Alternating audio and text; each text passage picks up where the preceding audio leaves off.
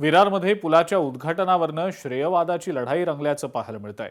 नारंगी उड्डाण पुलाच्या उद्घाटनावरनं वाद झालेला आहे। बहुजन विकास आघाडी आणि भाजप या मुद्द्यावरनं आमने सामने आल्याचं पाहायला मिळतंय। अनेक वर्षांपासून रखडलेल्या बहुप्रतीक्षित विरार पूर्व आणि पश्चिमेला जोडणारा नारंगी रेल्वे ओव्हरब्रिज याचं पालकमंत्री गणेश नाईक यांच्या हस्ते उद्घाटन होणार आहे आणि यावेळेला खासदार डॉक्टर हेमंत सावरा, वसईच्या आमदार स्नेहा दुबे पंडित, नालासोपाऱ्याचे आमदार राजन नाईक, वसई विरार पालिकेचे महापौर अजीव पाटील, माजी आमदार हितेंद्र ठाकूर आणि क्षितिश ठाकूर यांच्यासह अनेक मान्यवर उपस्थित राहणार आहेत। तर दुसरीकडे बहुजन विकास आघाडीनं यासाठी मोठी बॅनरबाजी केल्याचं देखील पाहायला मिळत आहे।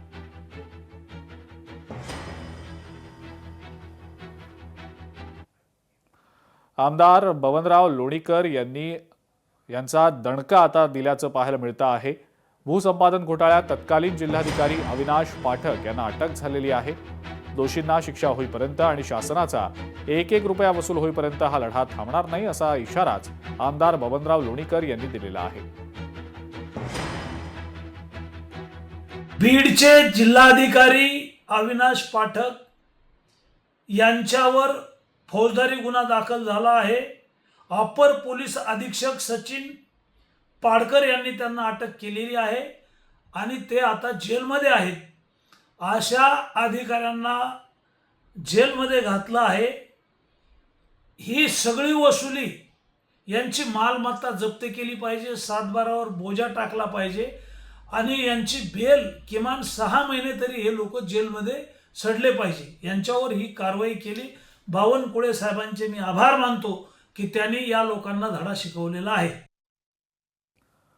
बीडच्या परळीमध्ये एक धक्कादायक घटना उघडकीला आलेली आहे। गर्भातल्या बाळाचा मृत्यू झाल्यानंतर तब्बल 22 तास मृत भ्रूण तसाच पोटात ठेवला गेल्याचा धक्कादायक प्रकार घडलेला आहे। उपचारांमध्ये हलगर्जीपणा केल्याचा महिलेच्या पतीने आरोप केलाय आणि डॉक्टरांच्या विरोधात लेखी तक्रारही दाखल केलेली आहे। डॉक्टरांच्या हलगर्जीपणामुळे बाळ तर दगावलंच, पण त्यानंतर या बाळाच्या मातेची प्रचंड हेळसांड झाली आणि तिच्याही जीवाशी खेळ केल्याचा आरोप करण्यात आलेला आहे।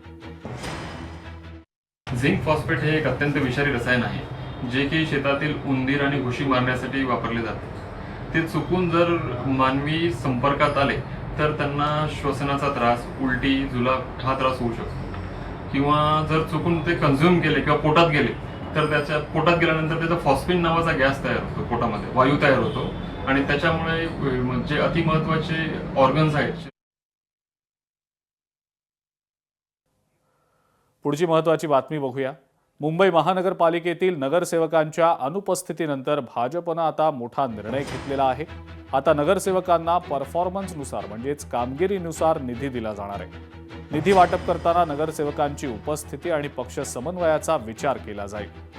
नुकत्याच झालेल्या सर्वसाधारण सभेला सत्ताधारी नगरसेवक अनुपस्थित असल्यामुळे वडाळ्यातल्या एका महत्त्वाच्या प्रस्तावाला मंजूर करून घेण्यामध्ये सत्ताधारी अपयशी ठरले होते। त्यामुळे आता आमदार, नगरसेवक आणि वरिष्ठ पदाधिकाऱ्यांकडून पक्षशिस्तीवर भर दिला जातोय। त्यामुळे आता भविष्यातल्या दांडी बहादर नगरसेवकांच्या विकास निधीला कात्री लागण्याची शक्यता आहे।